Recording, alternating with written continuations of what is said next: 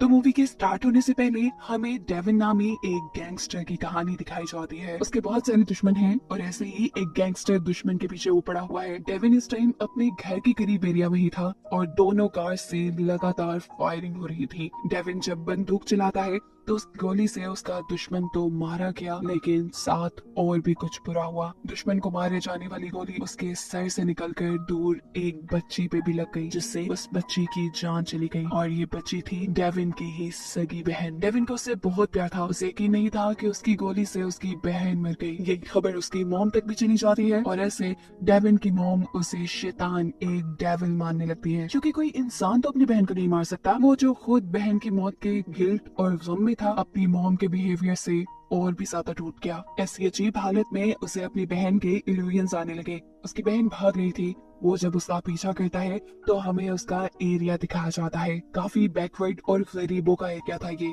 लोग भूखे मर रहे थे। गुर्बत की वजह से बहुत से लोगों ने चोरी शुरू कर दी थी। डाकू, चोर, लुटेरे, ड्रग एडिक्ट सभी यही देखने को मिले। फिर डेविन को दिखाया जाता है जो अपनी बहन के साय का पीछा करते करते एक अजीब सी जगह पे आ गया। वहाँ जाकर उसकी बहन गायब हो गई और एकदम से उसके सामने आया उसका वही दुश्मन जिसको गोली मारकर उसने मारा था। मरने के बाद ये आदमी एक डीमन बन चुका था, एक शैतान। अपना बदला लेने के लिए वो डेविन से लड़ता है और इस टाइम डेविन जीत नहीं पाया क्योंकि वो एक शैतान से लड़ रहा था। आखिर में शैतान ने उससे कहा, चलो मैं तुम्हारे साथ एक डील करता हूँ, तुम अपनी जान दे दो, मैं तुम्हारी बहन को जिंदा कर देता हूँ। उसका ये जुमला सुनते ही डेविन ने एक सेकंड नहीं सोचा और चाकू उठाकर अपना गला काट दिया। उसके मरते ही इस डीमन ने भी अपना वादा पूरा किया और उसकी बहन को जिंदा कर दिया। डेविन का हौसला भी यहाँ कुछ कम नहीं था। उसने अपनी जान दी थी बिना एक सेकंड भी गवाए। बस उसकी इसी हरकत की वजह से उसे भी जिंदा कर दिया, लेकिन इंसान नहीं बनाया बल्कि अपने ही जैसा एक डीमन बना के, हेल का गेट कीपर बनाकर, जो बुरे मरे हुए लोगों को दुनिया से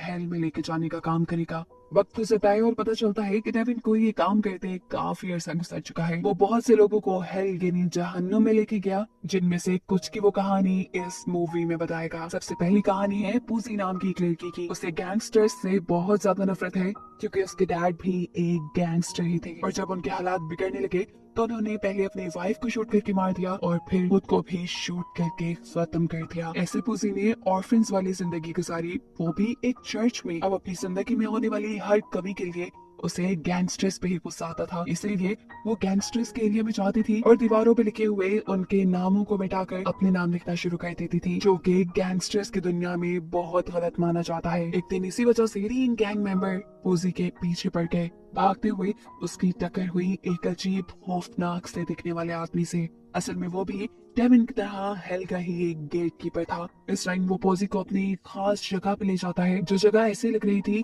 कि मानो यहाँ पे बहुत से रिचुअल किए जाते हों, बहुत से जादू किए जाते हों। यहाँ पर वो पोजी के हाथ पे एक टैटू बनाता है और उसे सुपर पावर दे देता है। ये सुपर पावर क्या थी अभी तो इसके बारे में पूजी को नहीं पता था, लेकिन खैर पूजी वहाँ से बाहर आ गई। उसने एक नए गैंगस्टर के एरिया के पास जाकर उसका नाम वहाँ से मिटा दिया। उसके हाथ से जिस हाथ पे टैटू बना था, जिस गैंगस्टर का नाम उसने काटा था, हमें उस गैंगस्टर की मौत दिखाई जाती है बहुत अजीब से तरीके से। उसने अपनी पॉकेट में एक गन रखी हुई थी जो कि अचानक खुद ब खुद चल गई और वो गैंगस्टर मर गया। साफ मतलब था कि पूजी के पास एक खास किस्म की पावर आ गई थी। वो जिसे चाहती मार सकती थी। उसके नाम पे एक सिर्फ क्रॉस बनाकर। अगले दिन जब वो चर्च में जाती है तो उसे पता चलता है कि कल जिस नाम पे उसने क्रॉस बनाया था वो आदमी मर गया और ये सुनकर उसे अपनी पावर्स का एहसास होता है। खैर यहाँ पर चर्च की मैनेजमेंट ने उसे बुलाया था क्योंकि वो एक बहुत अच्छी पेंटर थी और चर्च के लोग उससे वॉल पे एक फ्लावर्स की पेंटिंग बनवाना चाहते थे। मैनेजमेंट को उसने कोई जवाब नहीं दिया, ना हाँ का ना ना का, क्योंकि उसके माइंड में तो कुछ और ही चल रहा था। वो बाहर आई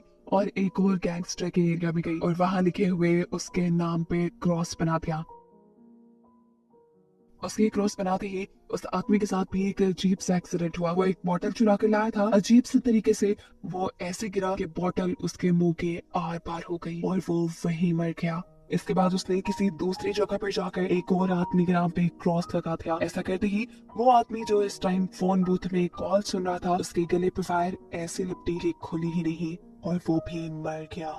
ये सब करके पुसी को इतनी खुशी मिलने लगी थी कि उसने कुछ नहीं रोका और एक के बाद एक करके बहुत से गैंग मेंबर्स को मारना शुरू कर दिया। उसने ये तो सोचा ही नहीं कि ये सुपर पावर उसे शायद किसी और चीज के लिए मिली हो। वो अब चर्च की वॉल के बाहर पहुंचती है जहाँ उसे फ्लावर पेंट करने का काम दिया गया था, लेकिन यहाँ पर वो फ्लावर्स बनाने के बजाय अपना नाम लिखने लगते हैं और इसी टाइम पर वो गेट कीपर आ जाता है जिसने पोजी को ये सुपर पावर दी थी। उसने पोजी का हाथ पकड़ा और उसे दूर गिरा दिया। उससे गुस्सा हो रहा था। वो उससे कहता है तुमने गैंगस्टर्स को मार के खुद गैंगस्टर्स वाला काम शुरू कर दिया। जवाब में पुसी कहती है अरे गुस्सा क्यों हो रहे हो, तुमने यही काम नहीं दिया था मुझे। जवाब में कहता है नहीं, तुम्हें सुपर पावर दी गई थी ताकि तुम चर्च पे कुछ फ्लावर्स बनाओ जिस फ्लावर्स के जरिए यहाँ पर पीस यानी अमन आ जाए। अब क्योंकि वो भी गैंगस्टर बन चुकी थी तो सजा तो उससे भी मिली थी। ये गेट कीपर उसके हाथ से टैटू मिटा देता है जिसका मतलब है उसकी सारी सुपर पावर्स चली गई और फिर हेल से तीनों गैंगस्टर्स को वापस बुला लिया जिनको पुसी ने मारा था।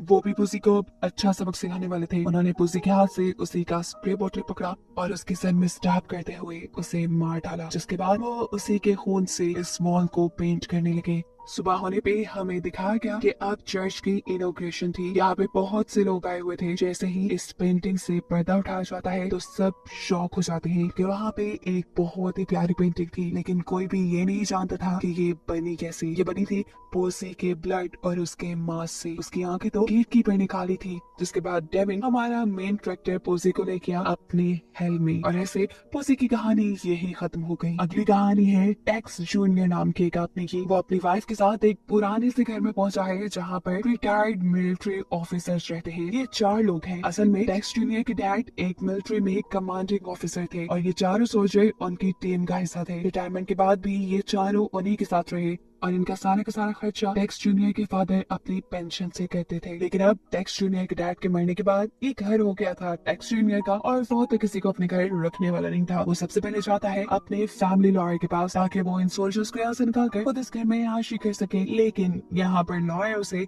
एक धमाकेदार न्यूज ये देते हैं कि वो अगले पूरे 1 साल तक इस प्रॉपर्टी को ओन नहीं कर सकता। इस प्रॉपर्टी को अपनाने की शर्त ये है कि वो 1 साल तक इन सोल्जर्स के साथ रहेगा ताकि उसकी आदतें थोड़ी अच्छी हो जाए, वो थोड़ा सा अच्छा इंसान बन जाए और उसे प्रॉपर्टी संभालनी आ जाए। लेकिन टेक्स जूनियर और 1 साल इन सोल्जर्स के साथ गुजारे, ऐसा तो हो ही नहीं सकता था। एक दूसरा रास्ता भी था उसके पास, वो कि चारों सोल्जर्स मर जाए और ये प्रॉपर्टी ऑटोमेटिकली उसके पास आ जाए। और अब वो यही काम करेगा। वो अब अपने घर आ चुका है जहाँ चारों सोल्जर्स को मारने का उसने इरादा पक्का कर लिया था, बिल्कुल ऐसे ही जैसे उसने अपने डैड को एक एक्सीडेंट में मारा था। सच में उसने प्रॉपर्टी के लालच में अपने डैड को मारा था। घर आते ही उसने इन सोल्जर्स के साथ बुरा सलूक करना शुरू कर दिया। सबसे पहले उसने बेडरूम्स के दरमियान में बनी हुई पार्टीशन वॉल्स तोड़वाई और अपनी वाइफ के लिए आलीशान मास्टर बेडरूम बनवाया। पेंटिंग, डेकोरेशन, यहाँ तक कि सफाई सुथराई का काम भी इन सोल्जर्स ने किया। और फिर उसने इन सारे सोल्जर्स को भेज दिया बेसमेंट में। बात सिर्फ यही पे खत्म नहीं हुई, उसने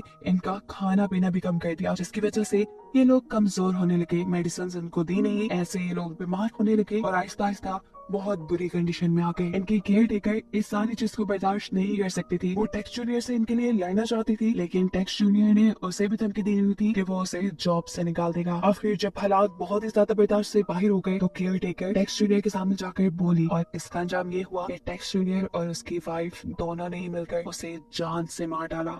आखिर एक दिन ऐसा आया कि इन चारों में से एक सोल्जर की तबीयत खराब हो गई। उसकी खांसी से खून भी आने लगा। ये देखकर एक दूसरे सोल्जर को बर्दाश्त न हुआ और उसने ऊपर जाकर टेक्स जूनियर की वाइफ से बात करने का डिसाइड किया। जहाँ जाकर उसके होश उड़ गए ये देखकर कि टेक्स जूनियर की वाइफ अपने डॉग को कैवियर खिला रही है, दुनिया का सबसे महंगा फूड।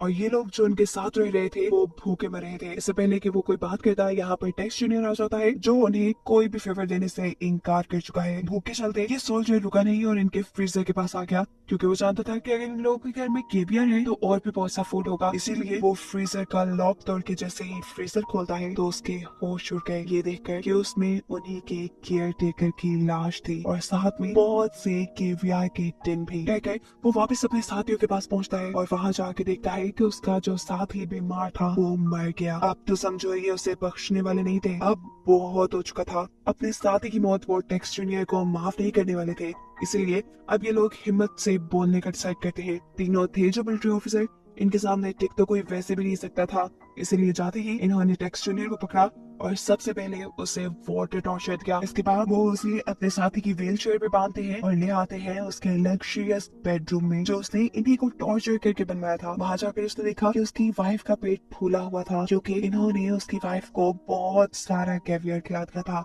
यहाँ के टेक्स्ट जूनियर से ये ऑफिसर्स कहते हैं, देखो साफ बात है इस रूम से कोई एक ही बचकर बाहर निकलेगा, बताओ वो कौन होगा। टेक्स्ट जूनियर बिना अपनी वाइफ के परवाह किए कहता है, हाँ मैं। ये सुनते ही वो पुलिस ऑफिसर वैक्यूम मशीन के जरिए बहुत सारा और कैवियर उसके पेट में डाल देता है और ऐसे उसका पेट फट कर उसकी मौत हो जाती है। अपनी वाइफ को मरवाने के बाद आखिर टेक्स्ट जूनियर को इस रूम से जिंदा बाहर निकलने का मौका मिल गया, लेकिन सिर्फ इस रूम से जिंदा बाहर निकलने का। बाहर जाते ही ऑफिसर्स ने उसकी व्हील चेयर को स्टेयर्स से नीचे फेंक दिया और गिरते ही उसकी मौत हो गई। जिसके बाद उसे भी डेविन यानी हमारा हेल का गेट कीपर ले गया हेल के अंदर, साथ ही साथ उसकी वाइफ को भी। इनका जो डॉग जिंदा बचा था, डेविन ने उसको गोली मार दी और कहा ये हेल में डॉग्स अलाउड नहीं, जिसके साथ इनकी भी ये कहानी ये ही खत्म हो गई। इसके बाद हमारी तीसरी और आखिरी कहानी है सॉर्ड नाम के एक रैपर की। वो दुनिया में बहुत ज्यादा सक्सेस पाना चाहता है, इसीलिए वो गॉड से भी इस टाइम प्रे कर रहा था, आप मुझे बहुत ज्यादा सक्सेस देते हैं, देखिएगा मैं कोई बुरा काम नहीं करूंगा, अपनी सक्सेस के बाद मैं अच्छा काम करूंगा। उसने गॉड से प्रॉमिस कर लिया था। उसने तो अपना नाम भी सॉर्ड इसलिए रखा था कि सक्सीड और डाई, या तो वो कामयाब होगा या मर जाएगा। गॉड ने भी जैसे उसकी प्रेयर फौरन नहीं सुनी, उसके पास एक बॉल आकर गिरी जो कि बाहर एक लड़के की थी। वो इस बॉल को उठाकर बाहर जाकर उस लड़के को देता है और बातों ही बातों में उसे मालूम होता है कि वो लड़का एक म्यूजिक डायरेक्टर है। बातों ही बातों में इनकी अच्छी दोस्ती हो गई। दोनों का कारों में इंटरेस्ट था, इसीलिए ये लोग गाने बनाने लगे। दोनों की ये हार्ड वर्क ने रंग दिखाए और कुछ ही दिनों में इनके गाने बहुत हिट हो गए। लेकिन अभी तक ये लोग अंडरग्राउंड गा रहे थे, जिन्हें गाने तो इनके बहुत चले जा रहे थे, लेकिन इनको ज्यादा कोई जानता नहीं था और ये सॉर्ड को मंजूर नहीं था। सॉर्ड को तो फेमस होना था और कुछ सालों बाद उसने ये फेम भी पान का, वो बहुत मशहूर हो गया। इस वक्त भी नहीं, जब बहुत से साल गुजर चुके हैं तो उसके पास सब कुछ है, बहुत सा पैसा है, फेम है, लेकिन ये सब पाने के बाद उसने काफी सालों पहले किया हुआ गॉड के साथ अपना प्रॉमिस तोड़ दिया है। इतना फेम, इतना नाम, इतना पैसा मिलने के बाद उसने अपने अच्छे काम शुरू करने के बजाय बुरे काम करने लग गया है। लेकिन एक अच्छी बात भी है, आज तक वो अपने उस दोस्त को नहीं भूला जिसकी वजह से वो कामयाब हुआ था। अब सवाल ये है कि उसका दोस्त आखिर है कहाँ। उसके बारे में हमें मालूम हुआ कि उसकी मौत हो गई, जिसकी रीजन अभी नहीं बताई गई। लेकिन सॉर्ड जहाँ भी जाता है उसे सारे लोग यही कहते हैं कि अपने पार्टनर के बिना तुम कुछ भी नहीं, और ये बात सुनकर वो हमेशा ही गुस्सा हो जाता है। आज भी जब किसी आदमी ने उसे ये कहा तो उसने अपने ऊपर से कंट्रोल खो दिया। इससे पहले कि उस आदमी के साथ कुछ बुरा करता, क्या उसका बॉडीगार्ड उसे संभाल देता है। उसका ये सब बिहेवियर हम देखते हैं कि यहाँ कोई नोटिस कर रहा था, ये एक लड़की थी और इसके बारे में हमें पता चलता है कि ये भी एक हेल की गेट कीपर है। सॉर्ड के पीछे पीछे वो एक रूम में आई जहाँ सॉर्ड अब बहुत से बड़े बड़े लोगों के साथ पार्टी कर रहा था। उसके आते ही अचानक ये पूरा रूम खाली हो जाता है, यहाँ रह जाता है वो सिर्फ सॉर्ड। इससे पहले कि सॉर्ड घबरा कर कुछ करता, ये औरत यहाँ से बाहर जाने वाला दरवाजा भी गायब कर देती है। सॉर्ड इसके साथ भी बदतमीजी करने लगता है क्योंकि वो नहीं जानता था कि ये कौन है, लेकिन क्लारा उसके साथ बड़ी तमीज से पेश आती है और कहती है चुपचाप बैठ जाओ और देखो कि पिछले सालों में तुमने क्या किया है। तुमने अपने गॉड से किए हुए सारे प्रॉमिस तोड़ किए हैं। सॉर्ड भला कि उसकी बात मानता, वो जब नहीं बैठता तो ये औरत उसकी टांग पे चोट लगाते हुए उसे जबरदस्ती नीचे बिठाती है और फिर सामने एलईडी पे कुछ वीडियोस प्ले कर देती है कि उसके पिछले सालों के सभी रिकॉर्ड्स थे। सबसे पहले उसे दिखाया जाता है कि कैसे उसने लोगों से डिमांड्स करना शुरू कर दी, जैसे वो कोई एक बहुत बड़ा सिंगर हो। गाने के बदले वो लोगों से पैसे के साथ साथ बहुत सी कार्स और भी चीजें मांगता था। ऐसे में अक्सर डील्स उसके हाथ से निकलने वाली भी होती थी, लेकिन उसका पार्टनर उसे बचा लिया करता था क्योंकि वो अच्छा था। लेकिन सॉर्ड नहीं, सॉर्ड की हरकतें काफी अजीब होती जा रही थी दिन ब दिन। वो बहुत सारे गलत काम करता था जिसके बारे में न्यूज़पेपर में भी रिपोर्ट्स आती थी। उसका फ्रेंड उसे कामों से रोकता था तो जवाब में सॉर्ड कहता था, अरे यार पब्लिसिटी हो रही है, मैं मशहूर हो रहा हूँ, इससे क्या फर्क पड़ता है, क्या अच्छी चीजों के लिए हो रहा हूँ क्या बुरी। इस सब के बाद एक और वीडियो चलती है और फाइनली ये सच रिवील होता है कि आखिर उसका पार्टनर, उसका बेस्ट फ्रेंड मरा कैसे था। एक रात ये दोनों पार्टी करने से पहले एक ग्रोसरी स्टोर पे गए, एकदम से वहां पर आ गए रॉबर्ट्स की हुई फायरिंग से ये दोनों ही जख्मी हुए, लेकिन कौन उसके सर पे गोली लगी और वो फौरन मर गया और सॉर्ड के सिर्फ कंधे पे गोली लगी। ये वीडियो तो यहाँ खत्म हो गई, लेकिन इस वीडियो के बाद यहाँ पर हेल की गेट कीपर भी उठकर चली गई। असल में उसने यहाँ पे इस टाइम बुला लिया था कौन को, यानी सॉर्ड के दोस्त को, ताकि वो अपनी कहानी बता सके और अपना बदला सॉर्ड से ले सके। यहाँ वो बताता है कि उस दिन जो रॉबरी हुई थी वो सारा का सारा सेटअप सॉर्ड का ही बनाया हुआ था। फायरिंग करने वाले कोई और नहीं बल्कि सॉर्ड के बॉडीगार्ड्स थे। उस दिन सॉर्ड ने भी एक बुलेट प्रूफ जैकेट पहनी हुई थी ताकि अगर उसके बॉडीगार्ड का निशाना छूट भी जाए तो उससे ज्यादा कुछ ना हो। ऐसे उस दिन उसका पार्टनर मर गया, जिसके बाद उसको बहुत ज्यादा फेम मिला। अभी वो ये बात ही कर रहा होता है कि एकदम से इस रूम के अंदर आ जाता है सॉर्ड का वही बॉडीगार्ड जिसने कौन का यानी उसके पार्टनर का मर्डर किया था। उससे में कौन दो चाकू उठाता है और दोनों हाथों से उसकी दोनों आंखों में स्टैब करते हुए उसकी आंखें फोड़ के उसे मार डालता है। सॉर्ड को ये सब देखकर गुस्सा आ चुका था। वो कौन को मारना चाहता था,